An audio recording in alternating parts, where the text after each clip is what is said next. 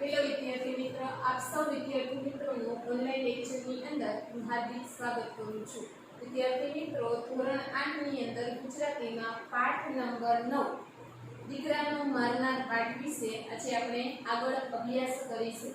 વિદ્યાર્થી મિત્રો, તમે અગાઉના લેક્ચરની અંદર આ પાઠમાંથી ઘણું બધું શીખી ગયા છો.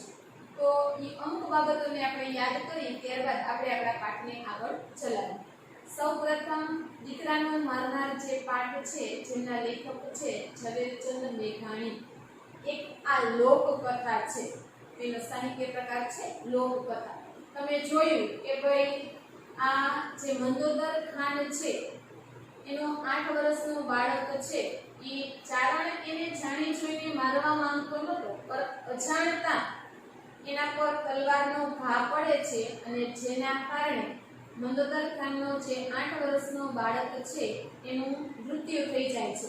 તો એવું શું કામ એને થયું? આગળ તમે પાઠમાં જોયું કે એક તો ખૂબ ભાગ્યશાળીનું આ બાળક છે, ખૂબ નસીબદાર છે અને બધી જ વસ્તુ એને જોઈતી હોય મળી જતી હોવાને કારણે ખૂબ કોમળ અને નાજુકાઈથી એનો ઉછેર થયેલો હોવાને કારણે માત્ર એક તલવારની જરાકમથી પીછી અડવાની સાથે જ એ બાળક ત્યાં મૃત્યુ પામે છે.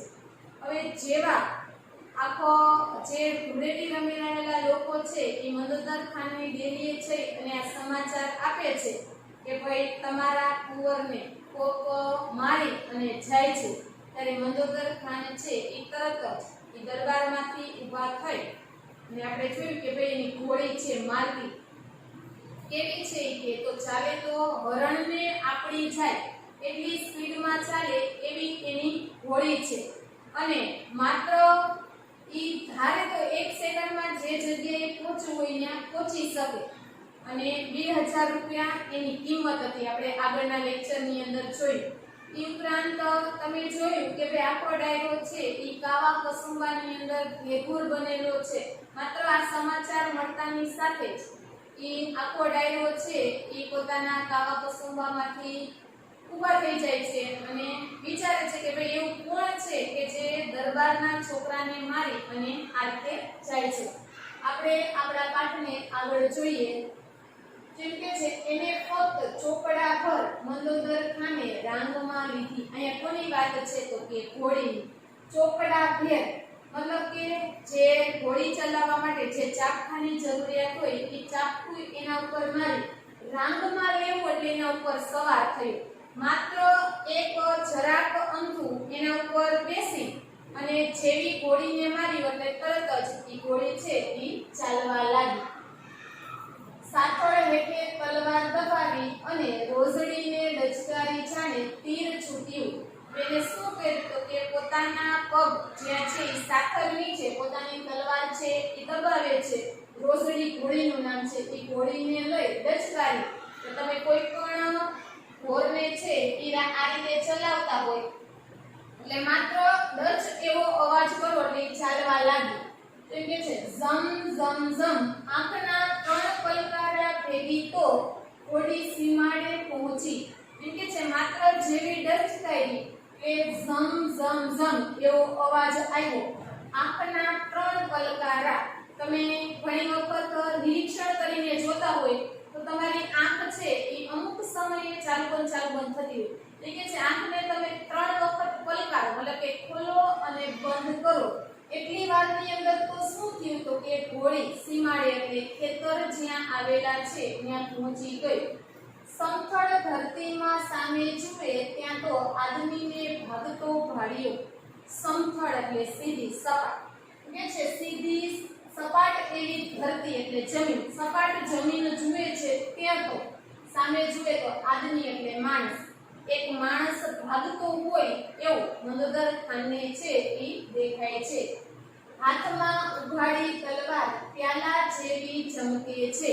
કે છે કે ભાઈ મંદોદર ખાને પોતાના હાથની ચારણે જે પોતાના હાથની અંદર જે તલવાર પકડેલી છે એ તલવાર કેવી છે તો કે ઉઘાડી મતલબ કે મ્યાન વગરની તલવાર.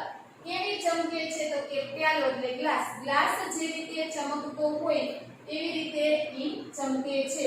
સમજી લીધું કે એ જ ખૂની મંદોદર ખાને ઘોડીને ચાપી એટલે તરત જ ઈ માણસ છે એ ચારણને જોઈ અને તરત જ મંદોદર ખાને છે એ સમજી જાય છે કે ભાઈ આજ ઈ માણસ ખૂની છે કે જે મારા દીકરાને મારી અને જાય છે.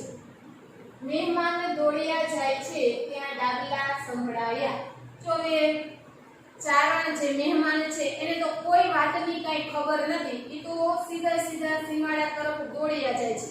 પરંતુ એ જેવા દોડતા હોય છે ત્યાં તેને ડાગલા મતલબ કે ઘોડો ચાલે અને પગની ઓલા નીચેના જે ખરોટો હોય ને ડાગલા કે બરાબર એ ચાલીને જેવો અવાજ સંભળાય એવા ડાગલા એને સંભળાવા લાગ્યા. એટલે મહેમાનને ખબર પડી કે ભાઈ કોઈ વ્યક્તિ ઘોડી લઈ અને એની પાછળ આવી છે. થંભી ગયો મતલબ કે જેવા એને ઘોડીના ચાલવાનો અવાજ સંભળાયો એટલે તરત જ ચારણે જે મહેમાન છે એને શું કર્યું કે ઊભા રહી ગયા. કારણ કે આપણને ખબર તો પડી જાય કે ભાઈ હું ચાલીને જાઉં છું, કોઈ વ્યક્તિ ઘોડી લઈને આવે છે તો હું ચાલીને કેટલો દોડી શકવાનો છું, હમણાં પકડાઈ જઈશ એમ માની અને મહેમાન અગાઉથી જ ઊભા રહી ગયા. પાછા ફરીને જોતાની વાર જ જાણી લીધું કે પોતાનો કાળ આવી પહોંચ્યો.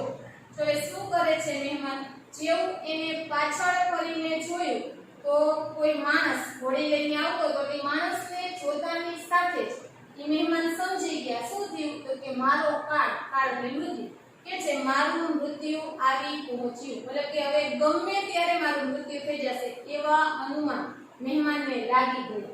હવે પોતાને પગપાળો તે ભાગીને કેટલે જશે.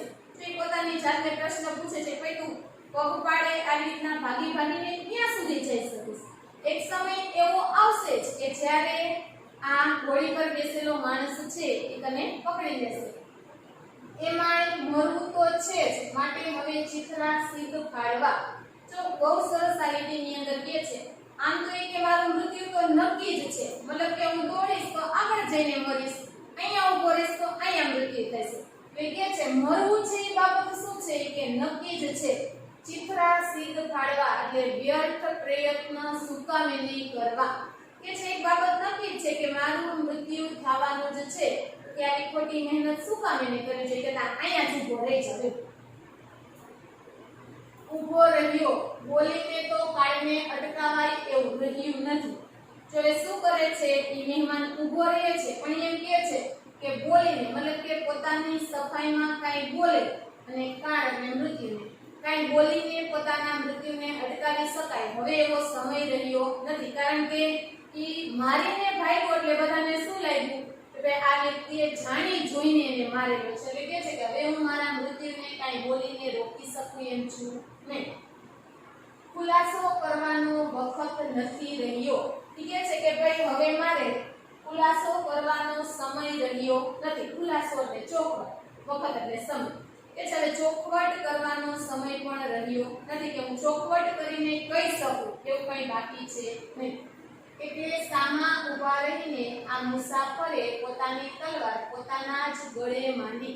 તો આ મુસાફર શું કરે છે, જે આ મંદોદર ખાનના દરબારની અંદર આવેલો હતો વ્યક્તિ એ મંદોદર ખાનની સામે ઊભો રહી જાય છે ને સામે ઊભો રહી અને પોતાની તલવાર પોતાના ગળા ઉપર રાખે છે કે ભાઈ તમે જુઓ ઈ જે વ્યક્તિની સામે મંદોદર ખાન આવે છે એને ખબર નહોતી કે આ ઈ જ માણસ છે. એની સામે ઊભો રહી જઈને કહે છે કે ભાઈ જો તમે આગળ વધશો તો આ જ તલવારથી હું મારું ગળું કાપી લઈશ. અસવાર એ સમસ્યાને સમજી ગયો. અસવાર એટલે ઘોડા ઉપર સવાર થઈને જે માણસ આવેલો છે તે કે છે ઘોડા ઉપર સવાર થઈને આવેલો માણસ આ સમસ્યા સમજી ગયો. મતલબ કે એને સમજાઈ ગયું કે આ માણસ શું કામ એને આવું કરે છે, કારણ કે એને ઓળખી ગયો એટલા માટે. જાણ્યું કે કોઈ તાંબાનું વરણ લાગે છે અને હું આગળ વધીશ તો એ તલવાર ગળામાં કોરવીને મારે સીમાડે લોહી છાંટશે. જો જે ઘોડેસવાર, અહીંયા ઘોડેસવાર એટલે કોણ છે તો કે મંદોદર ખાન છે. પણ એ મહેમાનને ખબર નથી કે આ મંદોદર ખાન છે, એટલા માટે અસવાર એવો શબ્દ એટલે ઘોડા ઉપર સવાર થયેલો માણસ એવો અર્થ છે. બરોબર. એ શું કહે છે મંદોદર ખાન કે આ કોઈ તાંગાણ એટલે મતલબ પોતાની જરૂરિયાત માટે માંગવા માટે આવેલું અથવા તો એની બીજી જરૂરિયાત પૂરી ન થવાને કારણે લોકો પાસે માંગીને પોતાનું ગુજરાન ચલાવતા હોય એવું કોઈ વરણનો આ વ્યક્તિ છે એ કે લાગે છે. અને એ મંદોદર ખાન સમજી થશે? તો કે પોતાના જ ગળા ઉપર તલવાર માંડી અને મારા સીમાડે મતલબ કે મારા સીમના ખેતરની અંદર મૃત્યુ થશે. એમ સમજી તેણે રોઝડીને થંભાવી આગેથી પૂછ્યું. તો મંદોદર ખાન સમજી ગયા કે ભાઈ આ કોઈ હલકું વરણ છે કે ઈ કઈ મેળવવા માટે પોતાની જીવ પણ આપી શકે. ઈ માત્ર અહીંયા કઈ મેળવવાની ઈચ્છાથી આવેલો માણસ છે. તે ઈ પોતાની ઘોડીને દૂર ઊભી રાખી અને પોતે પણ દૂર ઊભા રહી અને મુસાફરને પૂછે છે, કોણ છો? ઈ તરત જ ઈ મંદોદર ખાન છે મુસાફરને પ્રશ્ન પૂછે છે, ભાઈ તમે કોણ છો? એટલે ઈ મુસાફર છે ઈ જવાબ આપે છે, કોણ છે? તો કે ચારણ. એટલે કે આવી રીતના લોકો પાસેથી માંગીને પોતાનું ગુજરાન ચલાવનારા જે વ્યક્તિ હોય કે હું ચારણ છું. શા માટે આવ્યો તો? એટલે મંદોદર ખાન છે એ તરત જ એને પ્રશ્ન પૂછે છે કે ભાઈ તું અહીંયા શું કામ એને આવેલો હતો? કે તું મારા દેવીએ શું કયા કારણસર આવ્યો હતો? કાળનો બોલાવ્યો. એટલે તરત જ મુસાફર શું કહે છે? કાળ એટલે શું થાય? તો કે મૃત્યુ. કે મને મારું મૃત્યુ બોલાવતું હશે એટલા માટે હું તમારી દેવે આવ્યો. વેશ્યો બધી મરી ખૂટી, છોકરાઓ છાસરાબ વગર રોવે છે. નહોતો આવતો પણ ચારણે ધકેલ્યો મંદોદર ખાનની વાસના માથે. અવાજ તૂટક તૂટક નીકળે છે. જો શું કહે છે? વેશ્યું મતલબ કે ભેંસું કે છે મારી જેટલી પણ ભેંસો હતી એ બધી ભેંસો શું થઈ છે? તો કે મરી ખૂટી છે. મતલબ કે મારી જેટલી ભેંસો હતી એ બધી જ ભેંસો મરી ગઈ છે. છોકરાઓ મતલબ કે એ જે મહેમાન છે એ પોતાના છોકરાઓની વાત કરે છે. છાસ અને રાબ કે છે મારા બાળકોને પીવા માટે છાસ મળતી નથી. રાબ એટલે બાજરાના લોટનો જે શીરો બનાવી એને રાબ કહેવાય. કે છે મારા છોકરાઓ છાસ અને રાબ વગર રોવે છે. મતલબ કે ખાવા પીવાની જરૂરિયાત એને મળતી નથી. કે નહોતો આવતો જો એમ કે છે હ છે ગાયબ થયેલો છે. કે છે હું આવતો નહોતો પરંતુ ચારણે મતલબ કે હું ચારણ છું એની જે પત્ની હોય એને ચારણી કહેવાય. એટલે કે છે મારી પત્નીએ મને પરાણે ધકેલ્યો. ક્યાં આવવા માટે કીધું? તો કે મંદોદર ખાનની વાસના. મતલબ કે મંદોદર ખાન છે એ ખૂબ દયાવાન છે. ઘણા બધા લોકોને આ રીતે બધી વસ્તુઓ આપે છે. એના પાસે મેળવવા માટે કે હું આવ્યો. જ્યારે આટલું બોલે છે ત્યારે એનો અવાજ છે એ થોડો તૂટેલો હોય, પૂરા શબ્દો બહાર ન આવતા હોય એવું નીકળે છે. કુંવરને તે માર્યો. એટલે તરત જ મંદોદર ખાન છે ઈ ચારણને પ્રશ્ન પૂછે છે કે ભાઈ કુંવરને તે જ માર્યો? ત્યારે ચારણ કહે છે ઈશ્વર જાણે. તો એ ચારણ શું કરે? પોતાના બે હાથ ઊંચા કરી દે અને કહે છે કે ભાઈ ઈશ્વર જાણે, કે ભગવાનને ખબર, મને ખબર નથી કે મેં કુંવરને માર્યો કે નહીં. ચારણે આબસામાં હાથ કર્યા. આબ એટલે આકાશ. ચારણ તરત જ પોતાના બંને હાથ આકાશ તરફ ઊંચા કરે છે અને કહે છે ભાઈ મને ખબર છે નહીં, ભગવાન જાણે. ચારણ એમ કહે છે કે ભાઈ કોને માર્યો મને ખબર નથી. એટલે કે મને ખબર નથી, હું તો એટલું જ જાણું છું કે મારે દેવીએ આવવું હતું. તો ચારણ શું કહે છે કે ભાઈ કુંવરને કોણે માર્યો એ વાતની મને ખબર છે નહીં. કે હું તો માત્ર એટલું જ જાણું છું કે મારે મંદોદર ખાનની દેવી એટલે દરવાજે મારે તો માત્ર મંદોદર ખાનની ઘરે જાવ છે. કે મને તો માત્ર એટલી જ ખબર છે. ચિત્રા પહેર્યા હઈશ તો ભૂંડો દેખાઈશ એમ માની ભેડી લુગડાની એક કોરી જોડ હતી તે ગામ બહાર બદલાવી. જેમ કે છે ચિત્રા પહેર્યા છે મતલબ કે ફાટેલા તૂટેલા કપડા પહેરી અને હું જો મંદોદર ખાનની દેવીએ જઈશ તો કેવો લાગીશ? કે ભૂંડો દેખાઈશ, ખરાબ લાગીશ. કે એમ માની અને મેં મારી સાથે ભેડે એટલે સાથે મેં મારી સાથે એક કોરા કપડાની જોડ મતલબ કે કોઈ દિવસ પહેરેલા ન હોય એવા એક લુગડાની જોડી કે હું સાથે લઈને આવેલો હતો. કે છે ગામ બહાર મતલબ કે મંદોદર ખાનનું ગામ આવ્યું ત્યારે ગામની બહાર મેં મારા કપડા બદલાવ્યા. ઘેરૈયા મને રોડવા આવ્યા. મતલબ ઘેરૈયા એટલે કોણ? તો કે ધૂળેટી રમી રહેલા જે લોકો છે એ મારા ઉપર રંગ છાંટવા માટે આવ્યા. મેં એમનાથી ઉગારવા જ્ઞાનમાં વીડેલી તલવાર વીંઝી. તો એ શું કહે છે ચારણ? કે ઈ ઘેરૈયાથી ઉગરવા એટલે બચવા. કે ધૂળેટી રમી રહેલા ગાંડા ટોળાથી બચવા માટે મેં શું કર્યું તો કે મેં મારી મ્યાન સાથે ભીડેલી, એટલે કે તલવારનો જે ઉપરનો ખોખો હોય મ્યાન હોય એ મ્યાન સાથે ભીડેલી કે મેં એમને એમ તલવાર છે એ વીંઝવા લાગ્યો, મતલબ કે હવાની અંદર ફેરવા લાગ્યો. જ્ઞાન ત્યારે નીકળી પડ્યું તેની મને એ ધૂળની આંધીમાં ખબર ન રહી. એ તરત જ કહે છે કે ભાઈ કયા સમયે એ તલવારમાંથી જ્ઞાન બહાર નીકળી ગયું એ ધૂળની આંધીની અંદર અથવા તો ધૂળના ગોટાઓની અંદર એની મને ખબર પડી નહીં. આટલી વાત થાય છે ત્યાં પછવાડે દોપીરા સંભળાયા. કહે છે કે હજી તો માત્ર આટલી વાત થાય છે ચારણ અને મંદોદર ખાનની વચ્ચે, ત્યાં તો એમ કે છે પછવાડે મતલબ કે પાછળના ભાગે ગોપીરા એટલે દેકાર, પાછળના ભાગે જે દેકારા થઈ રહ્યા હતા એ અવાજો છે એ સંભળાવા લાગ્યા. કાળી ચીસો પાડતું ગામ આખું હલતીને ચાલ્યું આવે છે.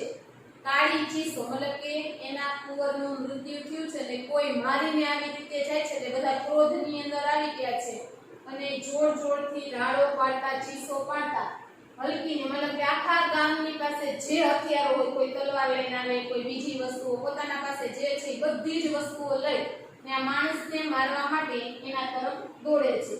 કોઈના હાથમાં તલવાર તો કોઈના હાથમાં સાંભેલા. ધ્યો ધ્યો ધ્યો એવો દેકારો બોલાવતા આવે છે.